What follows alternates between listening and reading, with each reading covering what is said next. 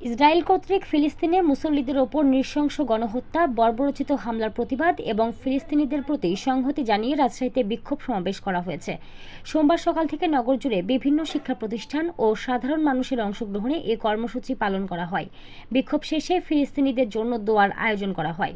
সকাল থেকে পৃথকভাবে এ আন্দোলনে অংশ নেয় রাজশাহী বিশ্ববিদ্যালয়, বরেন্দ্র বিশ্ববিদ্যালয়, রাজশাহী মেডিকেল কলেজ, রাজশাহী মোহাম্মদিয়া যুব সুন্নির শিক্ষক, কর্মচারী ও ছাত্রছাত্রী সহ মুসল্লিরা। বিক্ষোভ ও সমাবেশে অংশগ্রহণকারীরা বলেন, অবিলম্বে গাজায় গণহত্যা বন্ধ করতে হবে। ইসরায়েলকে বিশ্বের মানচিত্র থেকে গণহত্যার দায়ে মুছে ফেলার আহ্বানও জানান তারা। আরও বলেন, আমেরিকার মতো যেসব দেশ এমন গণহত্যা দেখেও নিশ্চুপ, তাদের বয়কট করতে হবে।